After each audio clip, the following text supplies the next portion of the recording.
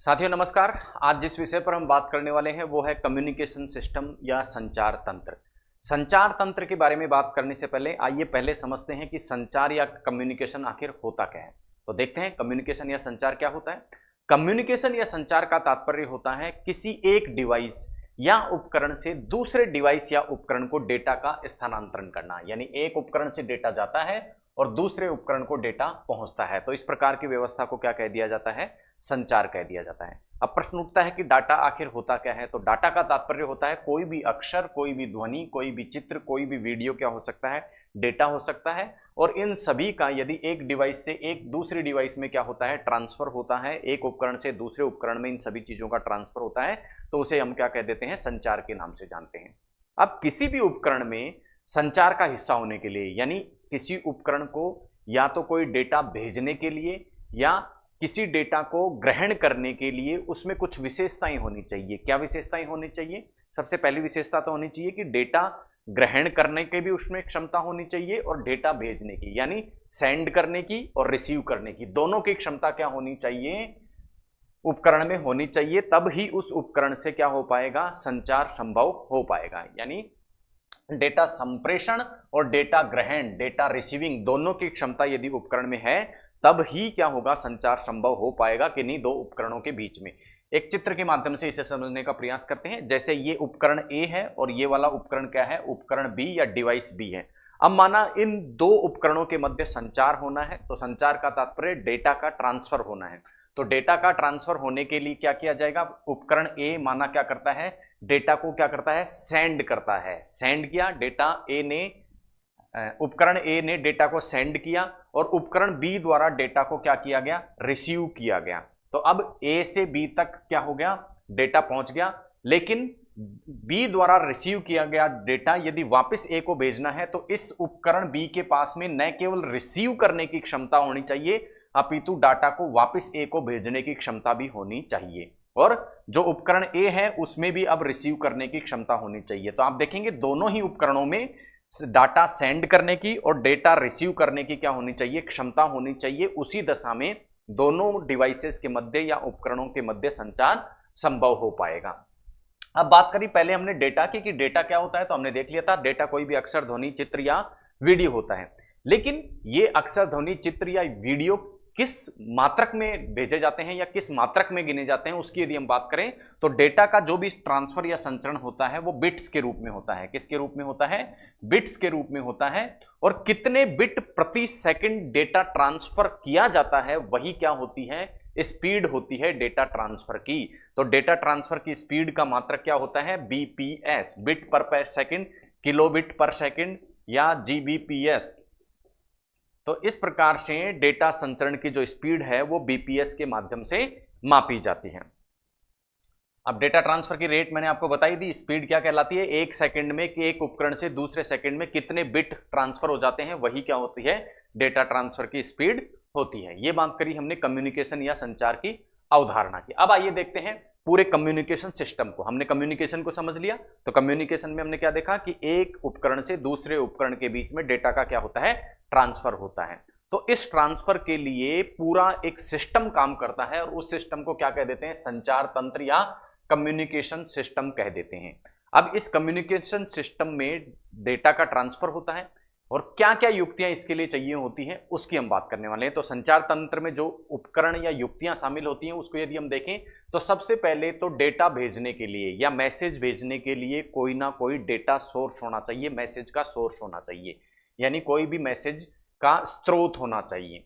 अब स्रोत से क्या भेजा जाएगा? स्रोत जो होगा उस स्रोत से क्या भेजा जाएगा?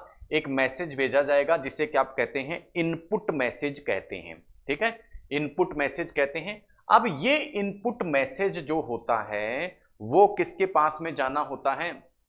ट्रांसमीटर के पास में जाना होता है। ट्रांसमीटर के पास में जाने के लिए क्या चाहिए होता है? इसको ट्रांसड्यूसर चाहिए होता है, क्योंकि इनपुट मैसेज को सिग्नल में परिवर्तित करने के लिए यानी समझने योग्य भाषा में परिवर्तित करने के लिए क्या होना चाहिए? एक ट्रांसड्यूसर होना चाहिए जो इस इनपुट मैसेज को इनपुट सिग्नल में परिवर्तित कर दे। तो मैसेज और सिग्नल में क्या अंतर हो गया? एक तो होता है मैसेज, संदेश, और दूसरा होता है सिग्नल, तो सिग्नल जो होता है उस रूप में ही किसी डाटा का ट्रांसफर हो सकता है। सिग्नल का तात्पर्य क्या हो गया? मैसेज उस फॉर्म में होना जो कि संचार माध्यम के द्वारा संचरित हो सके। तो मैसेज को संचार माध्यम में संचरित होने योग्य रूप में परिवर्तित करने का कार्य कौन करता है? ट्रांसड्यूसर करता है। कौन करता है? ट्रांसड्यूसर करता है। अब ट्रांसड्यूसर से ये डेटा किसके पास में पहुंचता है? ट्रांसमीटर के पास में पहुंचता है, और ट्रांसमीटर इसे कहां भेज देता है? चैनल के पास में भेज देता है या माध्यम के पास में भेज देता है। अब माध्यम क्या होता है? माध्यम या चैनल वो मार्ग होता है जिससे होकर डेटा गुजरता है, जिससे होकर डेटा का ट्रांसफर होता है। तो चैनल क्या हो गया? वह मार्ग जिससे होकर डेटा का ट्रांसफर होता है। अब ये माध्यम क्या हो सकता है? वायर भी हो सकता है कोई, और वायरलेस भी हो सकता है। वायरलेस जो ट्रांसफर होता है वो वेव्स के द्वारा होता है, तरंगों के द्वारा होता है। इसको भी आगे हम डिटेल में समझेंगे। अभी हम समझ रहे हैं कम्युनिकेशन सिस्टम के अवयव। तो पहला अवयव क्या कौन सा हो गया? कम्युनिकेशन सिस्टम का पहला जो कंपोनेंट हो गया वो तो हो गया मैसेज सोर्स। उसके बाद में इनपुट ट्रांसड्यूसर, जो कि इस मैसेज सोर्स को किस में परिवर्तित कर देता है? सिग्नल में परिवर्तित कर लेता है। सिग्नल को ग्रहण करने के लिए ट्रांसमीटर, और ट्रांसमीटर इस सिग्नल को कहां भेज देता है? माध्यम या चैनल में भेज देता है। और माध्यम या चैनल इस डेटा को अब कहां पहुंचाता है? रिसीवर, जिस उपकरण को यह डेटा रिसीव करना होता है वहां पर पहुंचा देता है। तो एक तो हो गया सेंडर और एक हो गया रिसीवर। अब रिसीवर के पास में जब ये डेटा पहुंचता है, उस डेटा को ये रिसीवर अब क्या कर देता है? इस आउटपुट सिग्नल के रूप में बदल के वापस से किसके पास में भेजता है? ट्रांसड्यूसर के पास में भेजता है। तो अब ये जो डेटा यहां से चला था, मान लो टेक्स्ट के रूप में चला था, और टेक्स्ट से ये किस में परिवर्तित हुआ? मान लो सिग्नल में परिवर्तित हुआ। जैसे हमारी वॉइस है, हम फोन पे बोलते हैं तो हमारी तो क्या होती है? बोली होती है, ध्वनि होती है। लेकिन इस ध्वनि का जो संचरण किया जाएगा, जो ट्रांसमिशन करा जाएगा किसके माध्यम से? चैनल के माध्यम से। वो किस रूप में किया जाएगा? ध्वनि के माध्यम में नहीं, सिग्नल के माध्यम से। इसलिए इस ध्वनि को सिग्नल में परिवर्तित करना जरूरी है। अब सिग्नल के रूप में ये ध्वनि कहां पहुंच जाएगी? रिसीवर के पास में पहुंच जाएगी। अब रिसीवर से हमें वो ध्वनि वापस सुनने के लिए इस सिग्नल को वापस से किस में बदलना पड़ेगा? मैसेज में बदलना पड़ेगा। यानी ये जो ध्वनि यहां तक पहुंची है उसे वापस किस, जो ये सिग्नल यहां तक पहुंचा है उस सिग्नल को आप वापस किस में परिवर्तित करना पड़ेगा? ध्वनि में परिवर्तित करना पड़ेगा। तो इस प्रकार का कार्य वापस से किसके द्वारा किया जाता है? आउटपुट ट्रांसड्यूसर के द्वारा किया जाता है, और उसके बाद मैसेज अपने डेस्टिनेशन तक पहुंच जाता है। इसको आप एक सिंपल उदाहरण से समझे। मोबाइल पे जब हम बातचीत करते हैं तो एक फोन से डेटा क्या किया जाता है? सेंड किया जाता है। तो डेटा सेंड कैसे किया जाएगा? जब हम बोलते हैं तो हमारी ध्वनि मोबाइल में सिग्नल के रूप में प्रवेश करती है। तो बोली हुई ध्वनि को मोबाइल में लगा हुआ कोई ना कोई ट्रांसड्यूसर किस में परिवर्तित कर देता है? सिग्नल में परिवर्तित कर देता है। फिर वो सिग्नल क्या जाता है? माध्यम में जाता है, चैनल में जाता है। किस रूप में? सिग्नल के रूप में ही। जिस व्यक्ति से हम मोबाइल पे बात कर रहे हैं उस व्यक्ति के पास में वो सिग्नल पहुंचता है, उसके मोबाइल तक पहुंचता है। अब उसके मोबाइल में लगा ट्रांसड्यूसर वापस से उस सिग्नल को ध्वनि में परिवर्तित कर देता है, और उस व्यक्ति को हमारी ध्वनि सुनाई देती है। और जब वो व्यक्ति बोलता है तो पुनः वही प्रक्रिया दोहराई जाती है। उस व्यक्ति की ध्वनि को उसके मोबाइल में लगे ट्रांसड्यूसर द्वारा वापस से किस में बदला जाएगा? सिग्नल में। सिग्नल माध्यम से होता हुआ वापस हमारे पास पहुंचेगा, और उस सिग्नल को हमारे मोबाइल में लगा हुआ ट्रांसड्यूसर किस में परिवर्तित कर देगा? ध्वनि में परिवर्तित कर देगा।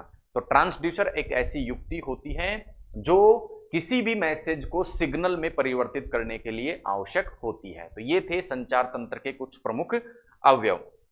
इसके अलावा संचार तंत्र में कुछ अन्य अवयव भी क्या होते हैं। अब वो अवयव या कंपोनेंट्स कौन से होते हैं वो डिपेंड करते हैं कि संचार एक उपकरण और दूसरा उपकरण जिनके मध्य संचार हो रहा है उनके मध्य की दूरी कितनी है। यदि दूरी अधिक होती है तो कुछ अन्य प्रकार के उपकरण भी संचार तंत्र के अंतर्गत आवश्यक होते हैं, जैसे कि antenna, propagation, repeaters, amplification, modulation और डीमॉड्यूलेशन। ये सभी क्या होते हैं, एक एक को हम विस्तार से जानने वाले हैं।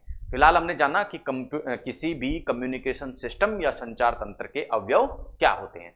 नेक्स्ट हम बात करते हैं ट्रांसड्यूसर। जैसा हमने देखा था ट्रांसड्यूसर संचार तंत्र का क्या होता है, एक अंग होता है। इसी प्रकार ट्रांसमीटर भी क्या होता है, संचार तंत्र का ही एक हिस्सा होता है।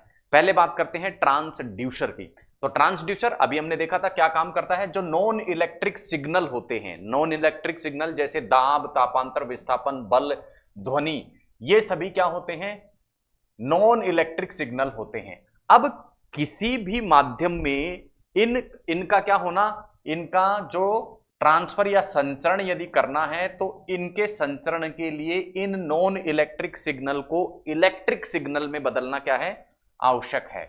नॉन इलेक्ट्रिक सिग्नल को इलेक्ट्रिक सिग्नल में बदलने का कार्य जो युक्ति करती है, जो उपकरण करता है, वो होता है ट्रांसड्यूसर। कौन होता है, ट्रांसड्यूसर। अब इस इलेक्ट्रिक सिग्नल को वापस से ऐसे फॉर्म में कन्वर्ट करना पड़ता है जो जिस फॉर्म में ये किसी भी कम्युनिकेशन मीडिया या चैनल में क्या हो सके, प्रवाहित हो सके, संचारित हो सके। वो करने का कार्य किसके द्वारा किया जाता है, ट्रांसमीटर के द्वारा किया जाता है। ट्रांसमीटर इस इलेक्ट्रिक सिग्नल को अब कम्युनिकेशन योग्य सिग्नल में बदल देता है। तो कहने का तात्पर्य क्या हुआ, ट्रांसड्यूसर का काम तो क्या है, नॉन इलेक्ट्रिक सिग्नल को किस में बदल देना, इलेक्ट्रिक सिग्नल में बदल लेना। और ट्रांसमीटर का कार्य क्या होता है, इलेक्ट्रिक सिग्नल को कम्युनिकेशन योग्य सिग्नल में बदल देना। यहां आप देख पाएंगे ट्रांसड्यूसर और ट्रांसमीटर की एक तस्वीर आपको दिखाई देगी। यहां हम देखते हैं, ये देखिए दाब में परिवर्तन, यहां क्या हो रहा है, दाब में परिवर्तन का क्या है, कोई सिग्नल है, दाब में परिवर्तन का कोई सिग्नल है। यहां से क्या हुआ, दाब में परिवर्तन हुआ। दाब में परिवर्तन के सिग्नल को पहले किस में परिवर्तित किया गया, नॉन इलेक्ट्रिक सिग्नल में क्या किया गया, इलेक्ट्रिक सिग्नल में। ये तो कौन सा हो गया, नॉन इलेक्ट्रिक सिग्नल।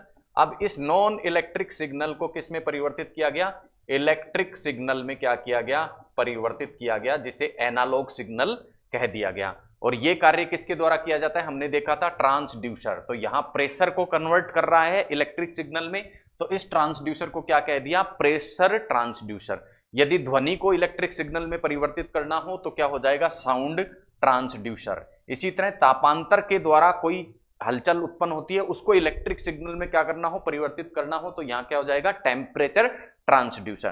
तो सेंडर ने क्या किया, जो भी मैसेज भेजा उसको ट्रांसड्यूसर इलेक्ट्रिक सिग्नल में क्या कर देगा, परिवर्तित कर देगा। इस प्रकार के ट्रांसड्यूसर होते हैं, जिसकी फोटो आपको दिखाई दे रही है। ये दो प्रकार की पिन इसमें हमें दिखाई देती हैं। ये बात करी हमने किसकी, ट्रांसड्यूसर की और ट्रांसमीटर की। नेक्स्ट बात करते हैं सिग्नल की। अभी हमने देखा कि कोई भी जो टेक्स्ट होता है या कोई भी मैसेज होता है, उस मैसेज को कम्युनिकेशन करने के लिए या संचारित होने के लिए किस में परिवर्तित होना पड़ता है, सिग्नल में परिवर्तित करना पड़ता है। तो पहले हम समझते हैं कि ये सिग्नल आखिर होता क्या है।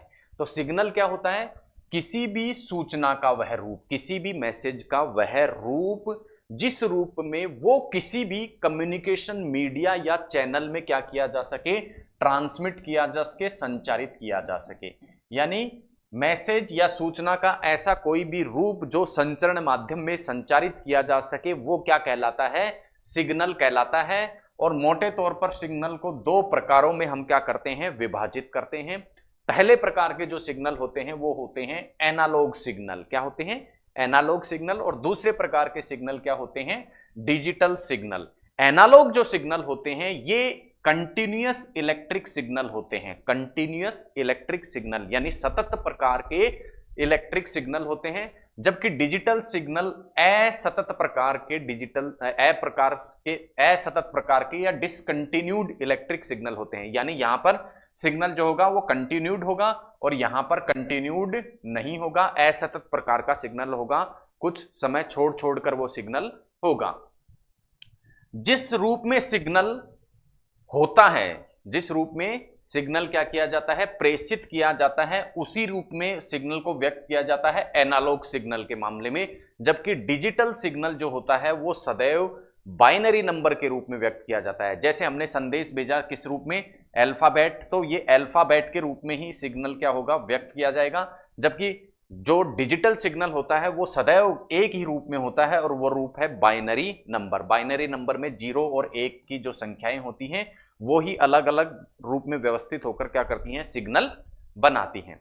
अब इनको जो दर्शाया जाता है वो साइन वेव के माध्यम से दर्शाया जाता है, किसको, एनालॉग सिग्नल को। जबकि डिजिटल सिग्नल को स्क्वायर वेव के माध्यम से दर्शाया जाता है। अब साइन वेव और स्क्वायर वेव क्या होते हैं, ये आपको इधर चित्र में दिख पा रही है, मैं आपको वापस से सेंटर में लाके इनको दिखाऊं तो देखिए इस प्रकार की जो वेव्स होती हैं वो एनालॉग, और ये तो हो गई एनालॉग सिग्नल के लिए, ये तो क्या हो गई एनालॉग सिग्नल के लिए।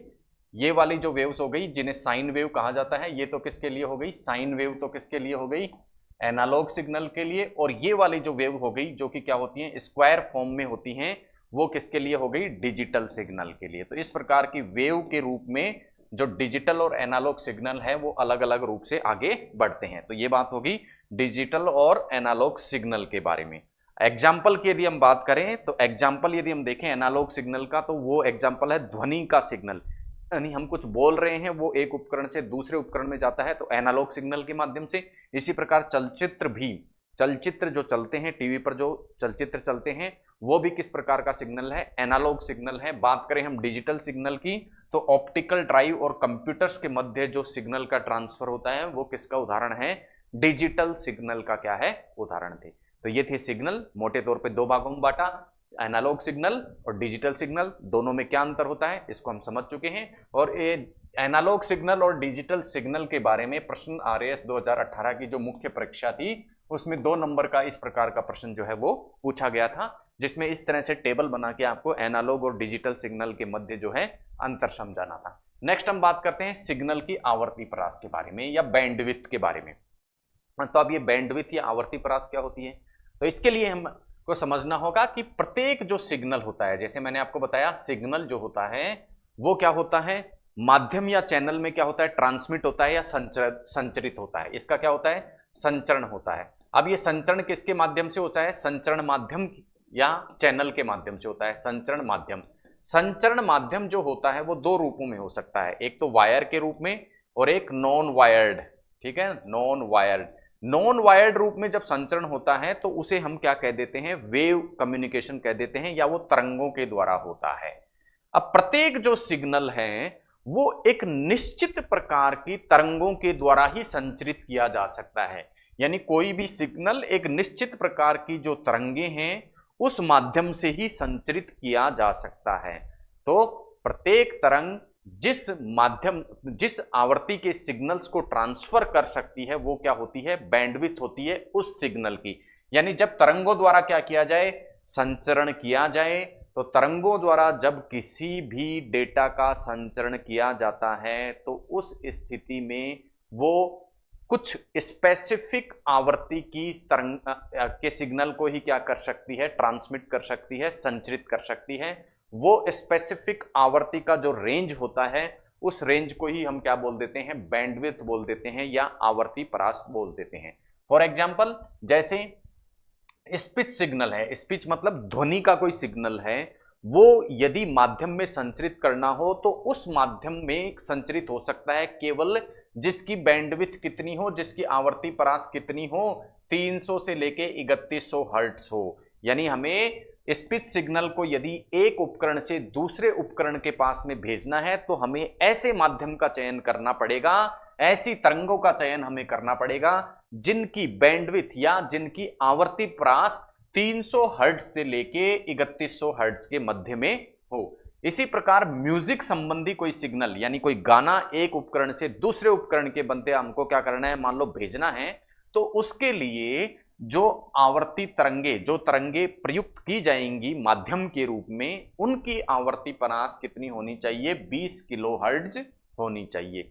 इसी प्रकार वीडियो सिग्नल के ट्रांसफर के लिए, संचरण के लिए आवर्ती कितनी चाहिए, 4.2 मेगाहर्ट्ज आवर्ती की क्या होती है, आवश्यकता होती है। ऑडियो विजुअल सिग्नल जिसमें दिखे भी और बोले भी कोई व्यक्ति, ऐसा सिग्नल एक जगह से दूसरी जगह भेजने के लिए जिस आवर्ती परास की तरंगे चाहिए होती हैं वो होती हैं 6 मेगाहर्ट्ज। तो सिग्नल और उससे संबंधित कौन सी हमने आवर्ती देखी, तो जिस सिग्नल से संबंधित जो आवर्ती होती है वही उस सिग्नल की क्या होती है, बैंडविड्थ होती है या आवर्ती परास होती है। तो इस तरह आवर्ती परास को हमने समझा। अब हम समझने वाले हैं ट्रांसमिशन मीडियम या चैनल। काफी देर से हम बात कर रहे हैं कि डेटा ट्रांसफर जो होता है किसी भी संचार तंत्र में, वो एक मीडियम या माध्यम के रूप में, चैनल जो होता है उसके द्वारा होता है। तो आइए समझते हैं कम्युनिकेशन मीडियम या चैनल आखिर होता क्या है। तो देखिए जब भी क्या होता है, डेटा को एक जगह से दूसरी जगह जाना हो, ठीक है, तो उसके लिए क्या आवश्यक होता है, संचार का एक माध्यम आवश्यक होता है। अब ये संचार का जो भौतिक माध्यम होता है जो किस किस को जोड़ देता है, ट्रांसमीटर। ट्रांसमीटर मतलब ऐसा स्रोत जो कि क्या कर रहा है, डेटा को सेंड कर रहा है, डेटा को सेंड कर रहा है, डेटा भेज रहा है, और रिसीवर जो डेटा को क्या कर रहा है, रिसीव कर रहा है। इन दोनों को जोड़ने वाला जो भौतिक माध्यम होता है वही क्या कहलाता है, चैनल कहलाता है या संचरण माध्यम कहलाता है। अब ये संचरण माध्यम क्या हो सकता है, वायरलेस भी हो सकता है और वायर्ड भी हो सकता है, यानी किसी तार के रूप में भी हो सकता है और ना दिखाई देने वाली तरंगों के रूप में भी हो सकता है, जो कि नॉन वायर्ड या वायरलेस कहलाता है। अब जब ये संचरण माध्यम किस रूप में होता है, केबल के रूप में होता है या वायर्ड होता है, तो आप देखेंगे वायर्ड में आप देखेंगे कि एक उपकरण ए है मान लो और दूसरा उपकरण बी है, इन दोनों के बीच में मान लो संचरण माध्यम कोई केबल या वायर है, तो वायर सीधा ए से लेके क्या आएगा, बी के बीच में क्या होगा, एक वायर होगा। तो इस तरह से ये क्या होता है, इसके अंतर्गत वायर की जो दिशा होती है उसी दिशा में सिग्नल क्या करता है, आगे बढ़ता है। तो इस प्रकार के संचरण को गाइडेड संचरण बोलते हैं। तो सदैव जो वायर चैनल होता है यानी तार वाला जो चैनल होता है जो भौतिक रूप से हमें दिखाई देता है तार, उस चैनल के द्वारा जो कम्युनिकेशन होता है वो गाइडेड ट्रांसमिशन कहलाता है। किस प्रकार का ट्रांसमिशन कहलाता है, गाइडेड ट्रांसमिशन कहलाता है। जबकि ए से बी के बीच में मान लो वायर ना हो, क्या हो, वायरलेस कम्युनिकेशन हो, तो तरंगे जो हैं वो एक निश्चित दिशा में नहीं होती, काफी दिशाओं से जाके ए से बी तक पहुंचती हैं। तो इस प्रकार का कम्युनिकेशन जो कि नॉन वायर्ड होता है या तरंगों के द्वारा किया जाता है, तो उसे हम क्या कह देते हैं, नॉन गाइडेड या अनगाइडेड क्या बोल देते हैं, कम्युनिकेशन बोल देते हैं या अनगाइडेड ट्रांसमिशन बोल देते हैं। ये बात हुई कम्युनिकेशन मीडियम की। अब हम बात करते हैं कि कम्युनिकेशन जो मीडियम होता है उसकी एक निश्चित आवर्ती परास होती है। निश्चित आवर्ती परास का तात्पर्य है कि कोई भी कम्युनिकेशन मीडियम एक निश्चित आवर्ती पर ही क्या करता है, डेटा का क्या करता है, ट्रांसफर करता है। निश्चित आवर्ती पर ही डेटा का क्या करता है, ट्रांसफर करता है। यानी जब तरंगों के रूप में हम कम्युनिकेशन मीडियम को यूज लेते हैं तो इन तरंगों के द्वारा एक निश्चित आवर्ती के सिग्नल ही क्या हो सकते हैं, ट्रांसफर हो सकते हैं। उसी को क्या बोल देते हैं, इस कम्युनिकेशन माध्यम की बैंडविड्थ या आवर्ती परास बोल देते हैं, जो पूर्व में भी हम देख चुके हैं। अब संचरण माध्यम की जो हमने देखा कि संचरण माध्यम वायर्ड भी हो सकते हैं और नॉन वायर्ड भी हो सकते हैं। तो पहले हम बात करेंगे वायर्ड कम्युनिकेशन मीडियम के बारे में और फिर उसके बाद हम करेंगे बिना वायर वाले यानी तरंगों के रूप में जो कम्युनिकेशन होता है उसके बारे में। तो वायर्ड कम्युनिकेशन की यदि हम बात करें तो वायर्ड कम्युनिकेशन में सबसे पहले आती है twisted pair cable. Twisted pair cable, और इस ट्विस्टेड पेयर केबल में कुछ प्लास्टिक के एक दूसरे से लिपटे हुए क्या होते हैं, इस प्रकार के तार होते हैं। प्लास्टिक के तार होते हैं, वो एक दूसरे से लिपटे हुए होते हैं, उसे क्या कह देते हैं, ट्विस्टेड पेयर केबल कह देते हैं। और इन प्लास्टिक के तारों के अंदर क्या होते हैं, तांबे के तार होते हैं, जिनके माध्यम से क्या होता है, डेटा ट्रांसफर होता है या ट्रांसमिशन क्या होता है, किया जाता है। अब कुंडलन का देखिए, हमने बताया कि ये तार एक दूसरे से क्या होते हैं, कुंडलित होते हैं। तो ये कुंडलित क्यों होते हैं, एक दूसरे से के साथ में गुथे हुए क्यों होते हैं, उसका कारण है कि जब ये इस प्रकार से एक दूसरे से कुंडलन के रूप में गुथे हुए रहते हैं तो जो डेटा ट्रांसफर होता है उसमें इंटरफ्रेंस यानी डेटा ट्रांसफर के मार्ग में बाधा क्या होती है, कम से कम होती है। कम से कम बाधा डेटा ट्रांसफर में होती है, इसीलिए इनको एक दूसरे से कुंडलित रूप में रखा जाता है। नेक्स्ट एग्जाम्पल की यदि हम बात करें तो आपने देखा होगा टेलीफोन के जो तार हैं वो इस प्रकार के आपको दिखाई देते हैं। तो टेलीफोन और लैन लोकल एरिया नेटवर्क में जब कम जगह पर एक जगह से दूसरी जगह डेटा ट्रांसफर करना हो, उस स्थिति में इस प्रकार के चैनल का प्रयोग किया जाता है, ट्विस्टेड पेयर केबल का प्रयोग किया जाता है। इनमें जो डेटा ट्रांसफर इनके द्वारा किया जाता है वो द्विदिशीय होता है, बाई डायरेक्शनल। बाई डायरेक्शनल मतलब ये जो केबल है ये इस दिशा में भी डेटा का ट्रांसफर करती है और दूसरी जगह जहां पर ये जाके जुड़ रही है, मान लो उपकरण ए और उपकरण बी के बीच में ये केबल जुड़ रही है, तो ए से बी के बीच में भी डेटा भेजेगी ये, और बी से डेटा को ए के पास भी भेज सकती है। तो बाई डायरेक्शनल क्या होता है, कम्युनिकेशन स्थापित किया जाता है, किसके द्वारा, ट्विस्टेड पेयर केबल के द्वारा। नेक्स्ट जो वायर प्रकार का संचरण माध्यम है वो है कोक्शियल केबल। कोक्शियल केबल आपको यहां दिख पा रही है। कोक्शियल केबल में एक क्या होता है, तांबे का तार होता है और उसके ऊपर कुछ क्लैडिंग चढ़ी हुई होती है, उसके ऊपर कुछ अन्य परतें भी होती हैं। तो ये जो इस प्रकार की केबल होती है उसको हम क्या बोल देते हैं, कोक्शियल केबल बोल देते हैं। और इस कोक्शियल केबल में भी जो संचार होता है वो द्विदिशीय होता है, यानी एक उपकरण से दूसरे उपकरण को और उस उपकरण से वापस पहले उपकरण को क्या हो सकता है, संचार हो सकता है। इसमें भी तांबे का तार होता है जिसके ऊपर क्या होती है, कई परतें होती हैं और इन परतों या आवरणों के कारण तांबे के तार से जो सिग्नल जा रहा होता है वो क्या होता है, प्रभावित नहीं होता है, उसमें इंटरफेरेंस नहीं होता है। तो ये थी कोक्शियल केबल। तीसरा जो वायर्ड प्रकार का नेटवर्क है वो है ऑप्टिकल फाइबर, जिसकी आप चित्र देख पा रहे हैं। और इस ऑप्टिकल फाइबर में जो है एक पतला ग्लास होता है और इस पतले ग्लास के ऊपर कांच की क्लैडिंग जो होती है वो चढ़ी होती है और कांच की क्लैडिंग से ऊपर फिर क्या चढ़ी हुई होती है, प्लास्टिक की कवर चढ़ा हुआ होता है। और डाटा को जब लंबी दूरी तक क्या हो, संचरित करना हो, तब इस प्रकार का ऑप्टिकल फाइबर नेटवर्क क्या किया जाता है, काम में लिया जाता है। लेकिन ऑप्टिकल फाइबर में जो डेटा का संचरण होता है वो आपको विशेष रूप से ध्यान रखना है कि ऑप्टिकल फाइबर में डेटा का संचरण तेज गति से तो होता है लेकिन एक दिशीय ही होता है। अर्थात कहने का तात्पर्य क्या हुआ, ए से बी के बीच में मान लो क्या पहुंचाना है, आपको डेटा पहुंचाना है, तो ऑप्टिकल फाइबर ए से बी के बीच में डेटा ले जाएगा लेकिन बी से वापस ए के पास डेटा नहीं लाएगा। तो एक दिशीय डायरेक्शन में ही क्या करता है, डेटा का ट्रांसफर करता है कौन, ऑप्टिकल फाइबर। अब उसके बाद है वायरलेस मीडिया, या हम कह सकते हैं ऐसा मीडिया जिसमें किसी प्रकार का वायर हमें नहीं दिखाई देता। यह मुख्यतः किसके रूप में होता है, तरंगों के रूप में होता है। और क्या कहलाता है, विद्युत चुंबकीय स्पेक्ट्रम कहलाता है। विद्युत चुंबकीय स्पेक्ट्रम कहलाता है। विद्युत चुंबकीय स्पेक्ट्रम में अलग अलग प्रकार की कुछ तरंगे सम्मिलित होती हैं। बहुत सारी तरंगे इसके अंतर्गत सम्मिलित होती हैं जिनको अलग अलग नामों से जाना जाता है। परंतु इसके द्वारा जो कम्युनिकेशन किया जाता है वो कैसे किया जाता है, या डेटा का जो संचरण या ट्रांसमिशन किया जाता है वो या तो द्विदिशीय या एक दिशीय, यानी कुछ तरंगे एक दिशा में डेटा का संचरण करती हैं और कुछ तरंगे दोनों दिशाओं में डेटा का क्या कर सकती हैं, संचरण कर सकती हैं। अब यहां पे एक शब्द आपने देखा स्पेक्ट्रम, तो स्पेक्ट्रम का तात्पर्य है अलग अलग तरंगों द्वारा अलग अलग आवर्ती के डेटा का क्या किया जाता है, संचरण किया जाता है। तो इस प्रकार से विद्युत चुंबकीय तरंगें आवर्ती के क्रम में क्या करती हैं, डेटा का संचरण करती हैं। और इस प्रकार से आवर्ती के क्रम में डेटा संचरण जब किया जाता है किसी माध्यम द्वारा तो उस माध्यम को क्या कह देते हैं, स्पेक्ट्रम कह देते हैं।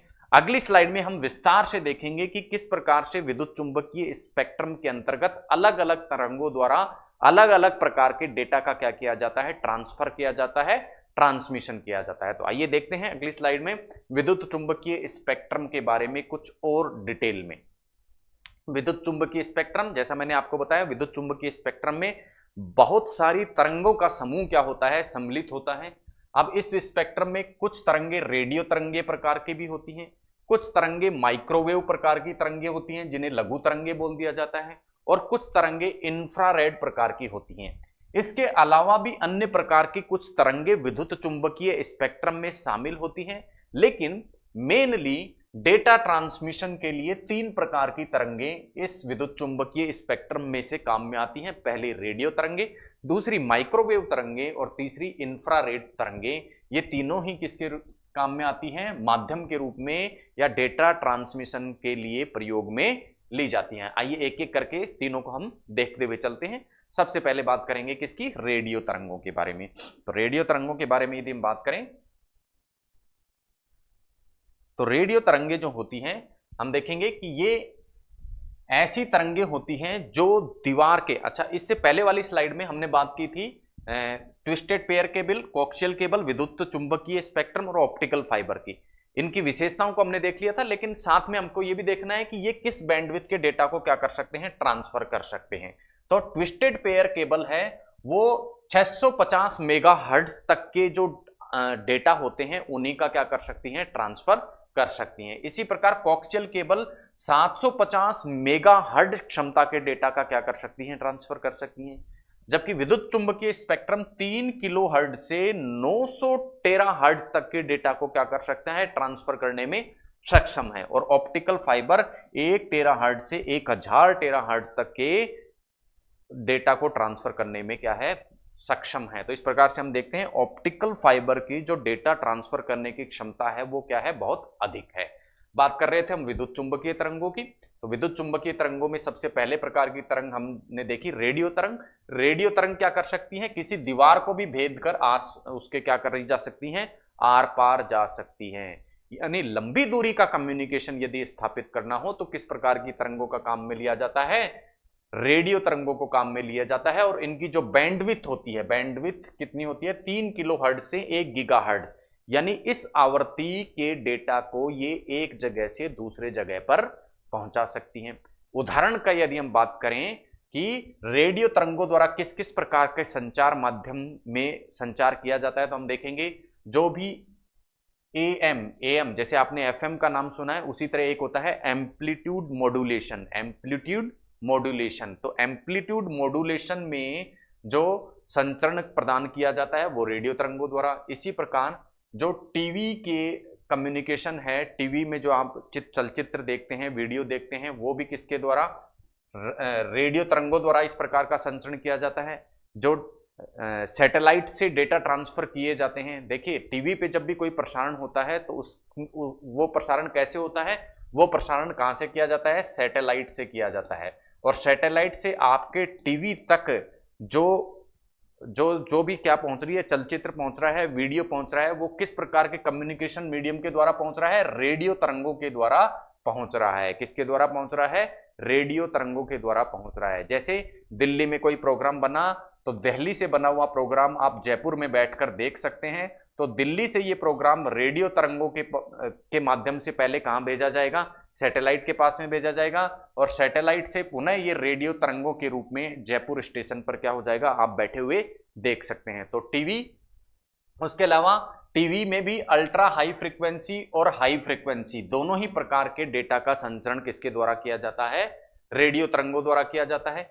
इसी प्रकार एफएम जो कि आप सुनते हैं, जिसको क्या कहा जाता है, एफएम की फुल फॉर्म क्या है, फ्रीक्वेंसी मॉड्यूलेशन, इसके तहत भी डाटा ट्रांसफर रेडियो वेव्स के द्वारा ही किया जाता है। मोबाइल पर जो आप बात करते हैं, एक जगह से दूसरी जगह आपकी आवाज पहुंचती है, वो किसके माध्यम से पहुंचती है, रेडियो वेव्स के माध्यम से या रेडियो तरंगों के माध्यम से पहुंचती है। इसके अलावा सैटेलाइट डाउनलिंक और सैटेलाइट अपलिंक। अब ये डाउनलिंक और अपलिंक क्या होता है, इसको समझते हैं। देखिए सैटेलाइट जो होता है, मान लो ये क्या है, कोई सैटेलाइट है, अब ये धरती पर कोई स्टेशन ए है और ये बी। अब ए से बी तक के मध्य जो संचार होना है, उसके लिए पहले ए से रेडियो तरंगे कहां तक पहुंचती हैं, सैटेलाइट तक पहुंचती हैं।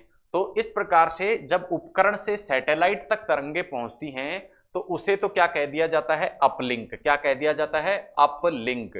और जब ये सैटेलाइट से वापस दूसरे उपकरण तक नीचे की ओर आती हैं तो उसको क्या कह दिया जाता है, डाउनलिंक। तो डाउनलिंक और अपलिंक दोनों के कम्युनिकेशन का कार्य कौन करती हैं, रेडियो तरंगों के द्वारा किया जाता है। तो इस प्रकार से कुछ प्रमुख जो संचरण रेडियो तरंगों द्वारा किए जाते हैं उनके उदाहरण हमने देखे। अलग अलग प्रकार की फ्रीक्वेंसी से ये क्या होते हैं, अलग अलग प्रकार की आवृत्ति के मध्य ये क्या होते हैं, डेटा संचरण होता है। जैसे एएम एम्पलीट्यूड मॉड्यूलेशन के तहत डेटा का ट्रांसफर होता है, वो 540 से 16 किलो हर्ट्ज के जो डेटा होते हैं वो ट्रांसफर हो सकते हैं। इसी तरह आपने एफएम देखा होगा, एफएम के जो चैनल आपने देखे होंगे, 91.1 एफएम, 98.3 एफएम, 95 एफएम, ये सारी क्या हैं, आवृत्तियां हैं कि इस आवृत्ति परास के जो डेटा है वो एफएम के माध्यम से रेडियो तरंगे एक जगह से दूसरी जगह पहुंचा सकता है। तो ये हर जो कम्युनिकेशन है उसके आगे उस ब्रैकेट में उसकी क्या दी हुई है, उसकी आवर्ती परास दी हुई है कि वहां वो किस प्रकार के आवर्ती परास का डेटा होता है। जैसे मोबाइल जो टेलीफोनी होती है वो किस आवर्ती परास का डेटा होता है, 896 से 935 मेगाहर्ट्ज आवर्ती परास का क्या होता है, डेटा होता है। तो ये थी रेडियो तरंगे संचरण माध्यम के रूप में। उसके बाद हम देखते हैं माइक्रोवेव तरंगे। माइक्रोवेव तरंगे भी संचरण माध्यम के रूप में क्या कर सकती हैं, प्रयुक्त की जा सकती हैं। अब देखते हैं माइक्रोवेव तरंगों के द्वारा किस प्रकार से डेटा का ट्रांसफर होता है। तो माइक्रोवेव जो तरंगे हैं उनके द्वारा जो डेटा ट्रांसफर हो सकता है वो कितने हर्ट्ज से कितने हर्ट्ज का हो सकता है, 1 गीगाहर्ट्ज से 300 गीगाहर्ट्ज के डेटा को ही क्या कर सकती है, माइक्रोवेव तरंगे ट्रांसफर कर सकती हैं। और एक विशेष बात माइक्रोवेव कम्युनिकेशन की है कि ये दीवार को नहीं भेद सकती, और संचरण जो होता है एक दिशीय होता है। रेडियो तरंगों के मामले में हमने देखा था तरंग जो संचरण होता है वो द्विदिशीय होता है, जबकि माइक्रोवेव तरंगे एक दिशा में ही डेटा का क्या कर सकती हैं, संचरण कर सकती हैं। दीवार से भेदकर ये तरंगे नहीं जा सकती। एक यदि मान लो कोई उपकरण ए है और दूसरा उपकरण बी है और उन दोनों के मध्य यदि दीवार है, तो इन दोनों उपकरणों के मध्य इन माइक्रोवेव तरंगों के माध्यम से संचरण संभव नहीं है, क्योंकि माइक्रोवेव तरंगे दीवार को भेद नहीं सकती। और मुख्यतः इसमें जो उपकरण काम में लेते हैं माइक्रोवेव वेव्स को अपने कम्युनिकेशन में, वो है रडार और सैटेलाइट। ठीक है, डाटा का संचरण बहुत अधिक मात्रा में इनके माध्यम से किया जा सकता है, और रडार और सैटेलाइट का जो कम्युनिकेशन है वो माइक्रोवेव के माध्यम से स्थापित किया जाता है। बैंडविड्थ हम इसकी देख ही चुके हैं। अगले प्रकार की तरंगे हैं infrared wave. Infrared wave, infrared wave जो होती हैं वो किस श्रेणी के डाटा को ट्रांसफर कर सकती हैं, 300 गीगाहर्ट्ज से लेके 413 हर्ट्ज तक के डेटा को क्या कर सकती है, अपने द्वारा ट्रांसफर कर सकती है।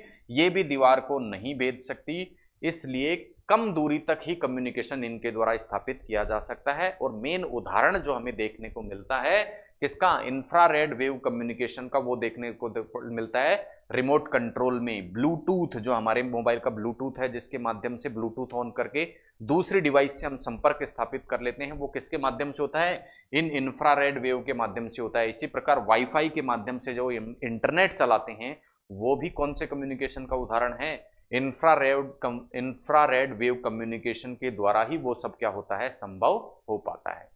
तो ये थी कुछ तरंगे जिनके माध्यम से संचरण हम क्या है, संभव है, डेटा का एक जगह से दूसरी जगह जाना संभव है। अब एक नया शब्द आपके सामने है, प्रोपोगेशन। कम्युनिकेशन सिस्टम में प्रोपोगेशन भी एक मुख्य अवयव है।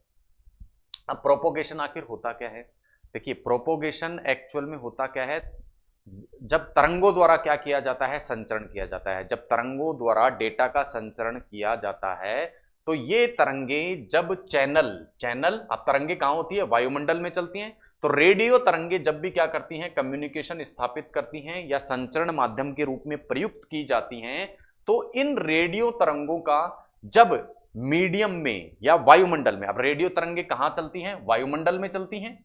रेडियो तरंगे कहाँ चलेगी, वायुमंडल में। अब इन तरंगों में क्या होता है, डेटा होता है।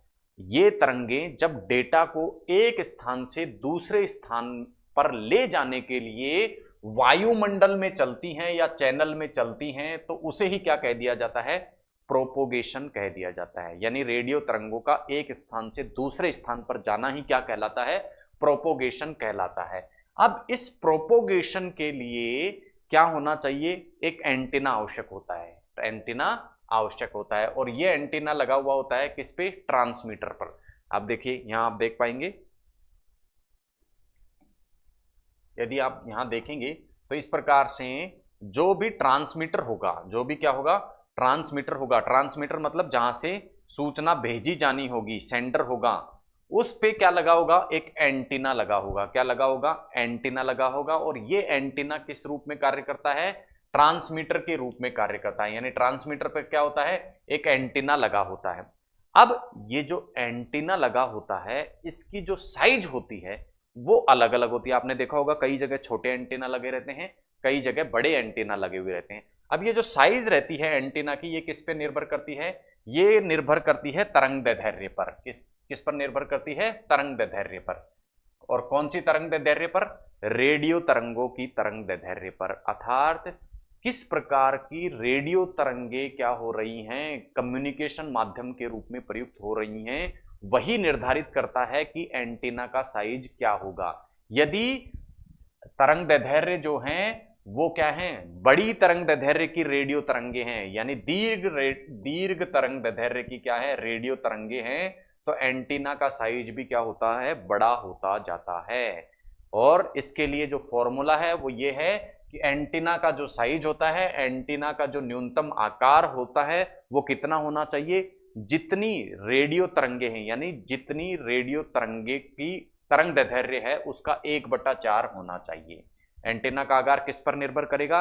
रेडियो तरंगों के तरंग दैर्ध्य पर। संचरण माध्यम प्रदान करने वाली तरंगों के तरंग दैर्ध्य पर निर्भर करता है। और जैसे जैसे तरंग दैर्ध्य की परास बढ़ती जाती है, बड़ी तरंग दैर्ध्य की तरंगे यदि संचरण माध्यम के रूप में प्रयुक्त की जाती हैं तो एंटीना का आकार भी क्या होगा? बड़ा होगा। और छोटी तरंग दैर्ध्य की यदि विकिरण काम में ली जा रही है, छोटी तरंग दैर्ध्य की तरंगे यदि संचरण माध्यम के रूप में प्रयोग की जा रही हैं तो एंटीना का साइज बड़ा होगा। और आपको मालूम है कि तरंग दैर्ध्य और किसी भी तरंग की तरंग दैर्ध्य और जो आवर्ती होती है उनका एक दूसरे के सामने से संबंध क्या होता है? व्युत्क्रम प्रकार का होता है। यानी तरंग दैर्ध्य अधिक होगी तो आवर्ती क्या होगी? कम होगी। आवर्ती क्या होगी? कम होगी। तो इसी संबंध के कारण हम ये कह सकते हैं यदि आवर्ती अधिक है किसी तरंगों की और वो संचरण माध्यम के रूप में प्रयुक्त की जा रही हैं तो हमें एंटीना का आकार छोटा चाहिए। और आवर्ती क्या है? ज्यादा है संचरण माध्यम के तरंगों की तो एंटीना का साइज हमें क्या चाहिएगा? बड़ा चाहिएगा। तो इस प्रकार का विपरीत संबंध हमें एंटीना के साइज और आवर्ती के मध्य देखने को मिलता है। बात होगी प्रोपोगेशन की, और प्रोपोगेशन में एंटीना का क्या रोल होता है उसकी। अब बात करते हैं प्रोपोगेशन के प्रकार की। हमने प्रोपोगेशन को देख लिया। प्रोपोगेशन क्या होता है? जब रेडियो तरंगे चैनल में एक जगह से दूसरी जगह की ओर बढ़ती हैं तो उसी को क्या कह दिया जाता है? प्रोपोगेशन कह दिया जाता है। अब ये प्रोपोगेशन 3 प्रकार से होता है। पहला प्रोपोगेशन क्या कहलाता है? सरफेस वेव प्रोपोगेशन, या इसे ग्राउंड वेव प्रोपोगेशन के नाम से भी जाना जाता है। दूसरा होता है स्काई वेव प्रोपोगेशन और तीसरा होता है स्पेस वेव प्रोपोगेशन। आइए एक एक करके तीनों को समझ लेते हैं कि किस प्रकार के ये कॉन्सेप्ट होते हैं। सबसे पहले हम देखेंगे सरफेस वेव प्रोपोगेशन या ग्राउंड वेव प्रोपोगेशन। इसको सामान्य से शब्दों में यदि हम समझे तो इस चित्र के माध्यम से हम समझ सकते हैं। देखिए आप देख पा रहे हैं यहाँ पे ग्राउंड वेव प्रोपोगेशन का एक उदाहरण आपको दिख रहा है। यहाँ पर क्या होता है? धरती पर एक एंटीना लगा हुआ होता है और दूसरी जगह दूसरा एंटीना लगा हुआ होता है। एक एंटीना किस रूप में कार्य करता है? एंटीना या टावर इसे हम बोल सकते हैं। एक टावर किस रूप में काम करता है? ट्रांसमीटर के रूप में काम करता है। और दूसरा टावर किस रूप में काम करता है? रिसीवर के रूप में कार्य करता है। एक टावर से दूसरे टावर के मध्य क्या होता है? तरंगों का क्या होता है? संचरण होता है। और चूंकि तरंगों का जो संचरण होता है वो वायुमंडल में होता है, और तो कहने का तात्पर्य क्या है? जब इस एंटीना से तरंगे चलेंगी और इस एंटीना तक पहुंचेंगी, एक टावर से तरंगे चलेंगी दूसरे टावर तक पहुंचेंगी, तो वो कहां से गुजरेंगी? वायुमंडल से होकर गुजरेंगी। किससे होकर गुजरेंगी? वायुमंडल से होकर गुजरेंगी। और सरफेस वेव प्रोपोगेशन हो रहा है यानी धरती के पास जो वायुमंडल है, यानी वायुमंडल की निचली परतों से, वायुमंडल की निचली परतों से होकर गुजरेंगी। ठीक है, धरातल से जस्ट ऊपर जो होता है वो वायुमंडल स्टार्ट हो जाता है। सबसे नीचे क्षोभ मंडल होती है, उसके ऊपर समताप मंडल, फिर मध्य मंडल, और सबसे ऊपर क्या होता है? आयन मंडल। तो चूंकि इन वेव्स का जो प्रोपोगेशन, ग्राउंड वेव जैसा कि इनके नाम से स्पष्ट है, धरातलीय तरंगे, यानी धरातल के आसपास से ये तरंगे क्या होती है? एक जगह से दूसरी जगह जाती हैं। तो इसका तात्पर्य क्या हुआ? वायुमंडल का जो निचला भाग है उससे होकर ये तरंगे गुजरती है। तो ये कौन सी हो गई? Ground wave propagation. आइए अब इनकी विशेषता देख लेते हैं, ग्राउंड वेव प्रोपोगेशन की किस प्रकार की विशेषताएं होती हैं। हम बात कर रहे हैं ग्राउंड वेव प्रोपोगेशन की विशेषताओं की। यदि हम बात करें तो ग्राउंड वेव प्रोपोगेशन की विशेषताएं कुछ हम देखने वाले हैं। देखिए ग्राउंड वेव प्रोपोगेशन, जैसा मैंने चित्र के माध्यम से आपको समझाया, ये कैसे होता है? धरातल पर क्या लगे होते हैं? वर्टिकल रूप में टावर लगे हुए होते हैं, और एक टावर से दूसरे टावर के मध्य रेडियो तरंगों के माध्यम से क्या होता है? संचरण होता है। तो उसे क्या बोल देते हैं? सरफेस वेव प्रोपोगेशन बोल देते हैं। अब सरफेस वेव जो प्रोपोगेशन होता है, उस सरफेस वेव प्रोपोगेशन में हम देखते हैं कि सरफेस वेव प्रोपोगेशन में जो तरंगे होती हैं वो अलग अलग जो है वायुमंडल की परतों से गुजरती हैं। अलग अलग वायुमंडल की परतों से क्या होती हैं? गुजरती हैं। तो वायुमंडल की जो अलग अलग परतें हैं उनमें से अलग अलग जो आवर्ती है उसकी धरातलीय तरंगे क्या हो सकती हैं? अवशोषित भी हो सकती हैं। जब वायुमंडलीय परतों से रेडियो तरंगे गुजरेंगी तो चूंकि वायुमंडल की परत में क्या होती हैं? अलग अलग परतें होती हैं, क्षोभ मंडल, समताप मंडल, मध्य मंडल, आयन मंडल। तो अलग अलग रेडियो तरंगे जब उन अलग अलग परतों से गुजरती हैं तो उन परतों में उनका अवशोषण भी हो सकता है परावर्तन भी हो सकता है या अपवर्तन भी हो सकता है। अवशोषण मतलब अवशोषित कर ली जाए, परावर्तन मतलब उनको वापस भेज दिया जाए धरातल की तरंग, जो वायुमंडल होता है, वायुमंडल का जो माध्यम है उसको यदि वापस टकरा कर भेज दिया जाए तो वो परावर्तन, और उसकी दिशा को परिवर्तित कर दिया जाए वो होता है अपवर्तन। तो इस प्रकार के कुछ कार्य होते हैं जब रेडियो तरंगे वायुमंडल में एक टावर से दूसरे टावर की ओर बढ़ती हैं तब। अब किस प्रकार से ये तरंगे प्रभावित होती हैं, आइए इसको हम देख लेते हैं।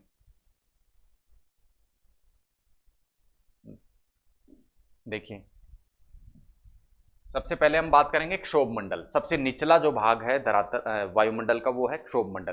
क्षोभ मंडल से जब कोई भी रेडियो तरंग गुजरती है तो उन रेडियो तरंगों में से जो अत्यधिक उच्च आवृत्ति वाली जो तरंगे हैं वो क्या होती हैं, प्रभावित होती हैं।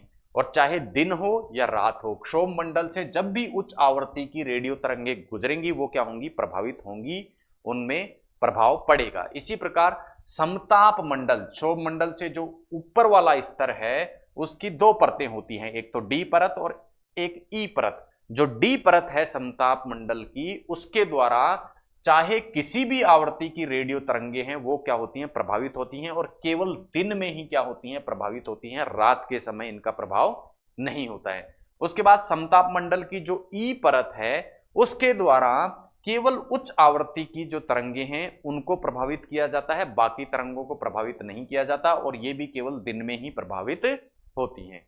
इसी प्रकार मध्य मंडल जो होता है उसमें भी क्या होती है, मध्य मंडल की जो परत होती है उसमें भी कुछ अलग अलग परतें होती हैं। उनमें से जो F1 परत है वो उच्च आवृत्ति की रेडियो तरंगों को क्या करती है, उसके कम्युनिकेशन को प्रभावित करती है, और केवल दिन में ही ये प्रभावित करती हैं।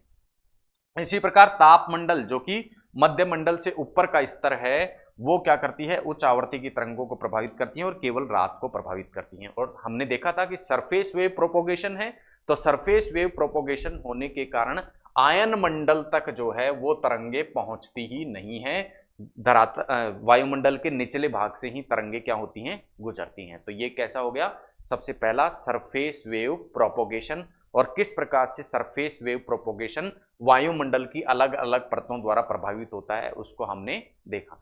नेक्स्ट प्रकार का प्रोपोगेशन है sky wave propagation. Sky wave propagation, और स्काई वेव प्रोपोगेशन में जो रेडियो तरंगे वायुमंडल से गुजरती हैं वो अपेक्षाकृत अधिक ऊंचाई से गुजरती हैं। तो देखिए इस प्रकार से हम देखते हैं, सरफेस वेव के बाद में स्काई वेव जो प्रोपोगेशन होता है उसमें रेडियो तरंगों का जो रेडियो तरंगे जब वायुमंडल से गुजरती हैं वो इस प्रकार से गुजरती हैं। ये ट्रांसमीटर एक उपकरण, ये दूसरा उपकरण, दोनों के बीच में कम्युनिकेशन होता है रेडियो तरंगों के माध्यम से। लेकिन अब रेडियो तरंगे कैसे होती हैं, वायुमंडल की ऊपरी परत में जाकर फिर वापस आती हैं और फिर रिसीवर तक पहुंचती हैं या दूसरे उपकरण तक पहुंचती हैं। तो जब ऊंचाई तक जाकर क्या हो, ट्रांसमिशन हो, संचरण प्रोवाइड कराया जाए तो उसको क्या कह दिया जाता है, स्काई वेव प्रोपोगेशन कह दिया जाता है। आइए देखते हैं स्काई वेव प्रोपोगेशन के बारे में कुछ डिटेल में बातें। स्काई वेव प्रोपोगेशन, जैसा मैंने आपको बताया कि स्काई वेव प्रोपोगेशन जो होता है उसमें वायुमंडल की जो ऊपरी परत है वो भी क्या होती हैं, सम्मिलित होती हैं, क्योंकि वहां तक भी जो संचरण करने वाली तरंगे हैं वो पहुंचती हैं, और इसी कारण इनका नाम दिया जाता है, क्या नाम दिया जाता है, स्काई वेव प्रोपोगेशन। स्काई मतलब आकाश, आकाश में ऊंचे तक क्या होती हैं, संचरण माध्यम की तरंगे पहुंचती हैं और संचरण स्थापित करती हैं। और कितनी ऊंचाई तक जाती है, हमने देखा कि वायुमंडल की सबसे ऊपर वाली जो परत है वो आयन मंडल है, तो आयन मंडल तक ये परतें क्या होती हैं, पहुंचती हैं। और निश्चित रूप से ये क्षोभ मंडल, समताप मंडल और मध्य मंडल और ताप मंडल से होती हुई क्या करती हैं, आयन मंडल तक पहुंचती हैं। लेकिन इस संचरण में विशेष बात यह होती है कि जब स्काई वेव प्रोपोगेशन होता है तो उस स्काई वेव प्रोपोगेशन में तरंगे जो होती हैं, संचरण माध्यम की जो तरंगे होती हैं वो क्षोभ मंडल, समताप मंडल, मध्य मंडल और ताप मंडल द्वारा प्रभावित नहीं होती। यानी इन मंडलों से गुजरते हुए ये प्रभावित नहीं होती। कहां जाकर प्रभावित होती हैं, जब ये आयन मंडल में पहुंचती हैं तो आयन मंडल में क्या होती हैं, जाकर प्रभावित होती हैं। अब आयन मंडल में भी ये जाकर तीन प्रकार से प्रभावित होती हैं। सबसे पहले आयन मंडल की, आयोनोस्फीयर या आयन मंडल की जो सबसे निचली परत होती है वहां पर चूंकि तापमान क्या होता है, कम होता है, इसलिए ये कम रूप से प्रभावित होती हैं, अर्थात इनका विचलन क्या होता है, कम होता है। जबकि आयन मंडल की जो मध्य वाली परत है उसमें तापमान क्या होता है, अधिक होता है, तापमान अधिक होता है, साथ ही साथ आयन भी वहां पर क्या होते हैं, अधिक होते हैं। और इस आयन और तापमान की अधिकता के कारण अब इस स्काई वेव प्रोपोगेशन की जो तरंगे हैं वो क्या होती हैं, प्रभावित होती हैं। जबकि आयन मंडल के सबसे ऊपर वाला जो स्तर है वहां पर वापस से आयन कम हो जाते हैं, इसलिए यहां भी इनका प्रभाव क्या हो जाता है, इनके डिस्टर्ब होने या इनके प्रभावित होने की जो क्षमता है वो क्या हो जाती है, कम हो जाती है। यानी कम रूप से ये क्या होती हैं, प्रभावित होती हैं आयन मंडल के सबसे ऊपर वाली परत में। तो ये दो प्रकार के प्रोपोगेशन हमने देख लिए, सरफेस वेव प्रोपोगेशन और दूसरा किस प्रकार का, स्काई वेव प्रोपोगेशन। अब एक तीसरे प्रकार का प्रोपोगेशन और है, वो है space wave propagation. Space wave propagation, space wave propagation में क्या होता है, ऐसी तरंगे जो कि संचरण कर रही हैं किसी डेटा का, वो क्या करती हैं, एक जगह से चलकर वायुमंडल को पार करते हुए क्या करती जाती हैं, स्पेस में पहुंच जाती है। कहां पहुंच जाती है, स्पेस में पहुंच जाती है। और जब सैटेलाइट के माध्यम से क्या हो, कम्युनिकेशन स्थापित करना हो, तो निश्चित रूप से तरंगे क्या करती हैं, वायुमंडल को भेद कर कहां चली जाएंगी, सैटेलाइट जो कि स्पेस में स्थित होते हैं वहां तक जाती हैं। तो इस प्रकार का जो प्रोपोगेशन होता है वो क्या होता है, स्पेस वेव प्रोपोगेशन होता है। रेडियो तरंगे वायुमंडल की जो परत है उसको पार करके कहां चली जाती हैं, स्पेस तक पहुंचती हैं। लेकिन यहां हम देखेंगे कि पृथ्वी की जो आकृति हमें दिखाई देती है वो गोलीय प्रकार की है। किस प्रकार की है, गोलीय प्रकार की क्या है, आकृति है। ठीक है, इस गोलीय आकृति के कारण ये जो तरंगे हैं ये किस में चलती हैं, LOS रूप में चलती हैं। LOS मतलब लाइन ऑफ साइट के रूप में क्या करती हैं, गमन करती हैं। और ये जो तरंगे, इनके द्वारा जो कम्युनिकेशन किया जाता है वो वायुमंडल की किसी भी परत द्वारा प्रभावित नहीं होता है। यानी स्पेस वेव प्रोपोगेशन के अंतर्गत रेडियो तरंगे वायुमंडल की किसी भी परत से किसी प्रकार से प्रभावित नहीं होती, सीधे ये कहां चली जाती हैं, सैटेलाइट तक चली जाती हैं, बिना अवशोषित, बिना परावर्तित, बिना अपवर्तित हुए। लेकिन धरती का जो वक्रीय आकृति है, जैसे मैंने आपको बताया, इस प्रकार का वक्र धरती का हमको देखने मिलता है, गोलीय आकृति होती है। इसलिए इस प्रकार की स्पेस वेव प्रोपोगेशन के लिए आवश्यक है कि जहां से प्रोपोगेशन किया जा रहा है, यानी सेंडर और रिसीवर के जो एंटीना है वो क्या होना चाहिए, उनकी ऊंचाई अपेक्षाकृत क्या होनी चाहिए, पर्याप्त होनी चाहिए। और पर्याप्त होगी तभी इस इफेक्ट को क्या करेंगे, कम ये कर पाएंगे। मान लो धरती के इस हिस्से पर ऊंचाई हमने यही रख दी और यहाँ ऊंचाई ये रख दी, तो अब क्या होगा, इस कर्व प्रकृति के कारण इन दोनों के मध्य कम्युनिकेशन ढंग से नहीं हो पाएगा, क्योंकि ये दोनों antenna line of site LOS में नहीं रहेंगे। दोनों एंटीनाओं को लाइन ऑफ साइट में रहना आवश्यक है। इसके लिए एंटीना की जो ऊंचाई है वो पर्याप्त होनी चाहिए, किसमें, स्पेस वेव प्रोपोगेशन में। ये था प्रोपोगेशन, जिसका तात्पर्य क्या होता है, संचरण माध्यम की जो तरंगे हैं उनका एक स्थान से दूसरे स्थान की ओर चलना। प्रोपोगेशन 3 प्रकार का हम देख चुके हैं। नेक्स्ट 2 प्रकार के शब्द और हमें देखने को मिलते हैं संचरण में या संचार तंत्र में, एक है एटीन्यूएशन और एक है एम्प्लीफिकेशन। आइए पहले समझते हैं एटीन्यूएशन। तो एटीन्यूएशन का तात्पर्य है कि जब भी किसी संचार माध्यम में सिग्नल या डाटा जब ट्रांसफर होता है तो धीरे धीरे क्या होता है, उसका सिग्नल क्या होता है, दूरी बढ़ने के साथ में सिग्नल कमजोर पड़ने लग जाता है। तो संचार माध्यम में जब संचार होता है तो दूरी बढ़ने के साथ साथ ही क्या होने लग जाता है, सिग्नल क्या पड़ने लग जाता है, कमजोर पड़ने लग जाता है। इसी को क्या कहते हैं, एटीन्यूएशन कहते हैं, सिग्नल का एटीन्यूएशन कहते हैं। फिर उसके बाद में है एम्प्लीफिकेशन। अब जैसा मैंने आपको बताया, सिग्नल क्या पड़ने लग जाता है, कमजोर पड़ने लग जाता है। तो जब एक उपकरण से दूसरे उपकरण को डेटा ट्रांसफर करना हो और वो उपकरण आपस में बहुत दूरी पर स्थित हो तो सिग्नल कमजोर पड़ेगा। तो उसका उपाय क्या निकाला गया, उसका उपाय है एम्प्लीफिकेशन। तो ये एम्प्लीफिकेशन किसके लिए किया जाता है, एटीन्यूएशन जो होता है उसकी क्षतिपूर्ति के लिए किया जाता है। और इसके अंतर्गत क्या किया जाता है, इलेक्ट्रिक सिग्नल, इलेक्ट्रिक सर्किट्स, अलग अलग इलेक्ट्रिक सर्किट का प्रयोग करते हुए इस एटीन्यूएटेड डाटा, जो कमजोर सिग्नल पड़ गया है, उसको क्या कर दिया जाता है, उसके आयाम को बढ़ा दिया जाता है, उसके एम्पलीट्यूड को बढ़ा दिया जाता है, एम्पलीट्यूड या आयाम को बढ़ा दिया जाता है। तो इस प्रकार से जब सिग्नल के एम्पलीट्यूड या आयाम को बढ़ा दिया जाए इलेक्ट्रिक सर्किट का प्रयोग करते हुए, ताकि डेटा जो जिसका सिग्नल कमजोर पड़ा है वो बार बार में कमजोर न पड़े दूरी बढ़ने के साथ में, उस प्रक्रिया को क्या कह दिया जाता है, एम्प्लीफिकेशन कह दिया जाता है। अब ये जो एम्प्लीफिकेशन होता है, इसके अतिरिक्त संचार माध्यम में एक प्रक्रिया और होती है जिसे क्या कहा जाता है, मॉड्यूलेशन। अब मॉड्यूलेशन कब आवश्यक होता है? मॉड्यूलेशन उस स्थिति में आवश्यक होता है जब हमें कम आवृत्ति का डाटा या कम आवृत्ति का सिग्नल बहुत अधिक दूरी तक ले जाना हो। यानी कम आवृत्ति के सिग्नल को हमें लेके कहां जाना है? बहुत अधिक दूर तक उसका क्या करना है? ट्रांसमिशन करना है, उसका संचरण करना है। तो उसके लिए उसका क्या किया जाता है? मॉड्यूलेशन किया जाता है। और मॉड्यूलेशन के अंतर्गत क्या किया जाता है? ये जो कम आवृत्ति का डेटा है, कम आवृत्ति का जो सिग्नल है, उसको इंपोज किया जाता है। किस पे इंपोज किया जाता है? अधिक आवृत्ति वाली जो तरंगें होती हैं, जिन्हें की क्या बोल दिया जाता है? Carrier waves. यानी ये डेटा अपने आप नहीं चल सकता, इसको किसकी आवश्यकता होगी? कैरियर की, वाहक की आवश्यकताएं होगी, की आवश्यकता होगी। इस प्रकार से कम आवृत्ति वाले डेटा को जब वाहक तरंगों पर इंपोज किया जाता है, आरोपित किया जाता है, तो उसे क्या कह दिया जाता है? मॉड्यूलेशन कह दिया जाता है। और मॉड्यूलेशन के लिए हमने देखा वाहक तरंगें या कैरियर वेव्स का क्या किया जाता है? प्रयोग किया जाता है। अलग अलग प्रकार के मॉड्यूलेशन के लिए अलग अलग बैंडविड्थ की कैरियर वेव्स का क्या किया जाता है? प्रयोग किया जाता है। निर्भर किस पे करता है? वो दूरी पर निर्भर करता है कि किस दूरी तक क्या ले जाना है, डेटा को लेके जाना है, सिग्नल को लेके जाना है। तो अलग अलग प्रकार के सिग्नल की जो कैरियर वेव होंगी वे भी क्या होंगी? अलग अलग होती हैं।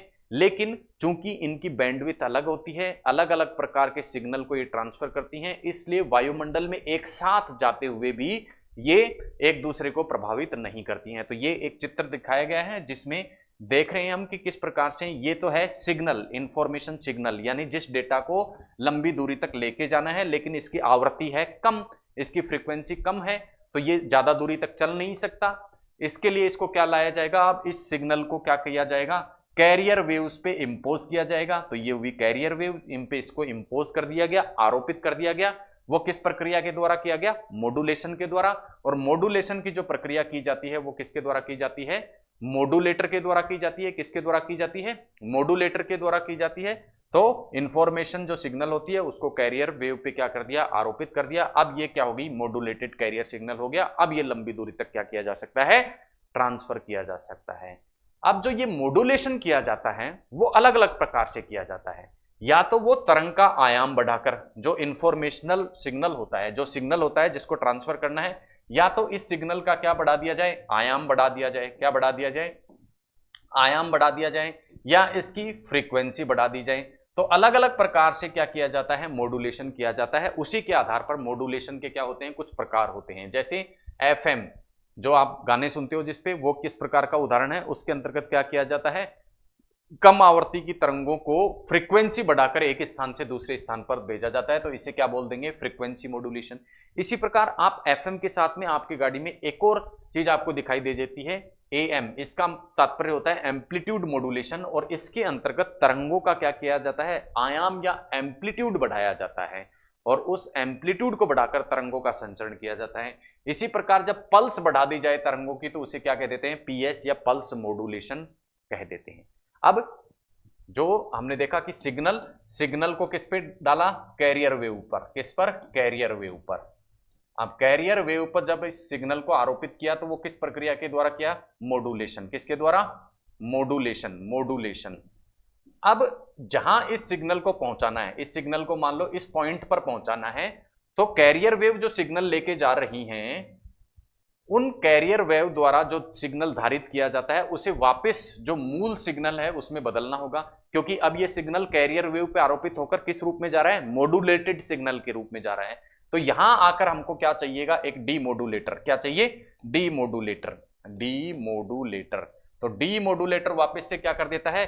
कैरियर वेव से जो सिग्नल आरोपित कैरियर वेव पे किया जाता है, उस सिग्नल को मूल रूप में वापस प्राप्त करने के लिए डीमॉड्यूलेटर द्वारा क्या प्रक्रिया अपनाई जाती है? डीमॉड्यूलेशन प्रक्रिया जो है अपनाई जाती है। यानी रिसीवर पर डीमॉड्यूलेटेड सिग्नल जो है वही रिसीव होता है। तो सेंडर से भेजा गया ओरिजिनल सिग्नल रिसीवर को ओरिजिनल फॉर्म में ही प्राप्त हो, इसलिए उस मॉड्यूलेटेड सिग्नल का वापस से डीमॉड्यूलेशन किया जाना आवश्यक है। और डीमॉड्यूलेशन का तात्पर्य है कैरियर वेव जिन पर सवार होकर वो सिग्नल आया था उनको उस पर से वापस उतारना, वही क्या हो गया? डीमॉड्यूलेशन हो गया। तो ये थी मॉड्यूलेशन के कुछ प्रकार। तो इस प्रकार से आज की जो हमारी क्लास है उसमें हमने कम्युनिकेशन माध्यम के जितने भी अवयव हैं, चाहे वो मॉड्यूलेशन हो, चाहे डीमॉड्यूलेशन हो, ट्रांसमिशन हो, ट्रांसड्यूसर हो, इन सभी के बारे में विस्तार से बात की है। प्रोपोगेशन को भी हमने समझा कि किस प्रकार से तरंगे माध्यम में एक जगह से दूसरी जगह आगे बढ़ती हैं और उसके प्रकारों को भी हमने देखा। तो इसी के साथ आज की जो हमारी क्लास है वो समाप्त होती है। मिलते हैं अगली क्लास में साइंस के एक नए टॉपिक के साथ में। तब तक के लिए धन्यवाद। जय हिंद।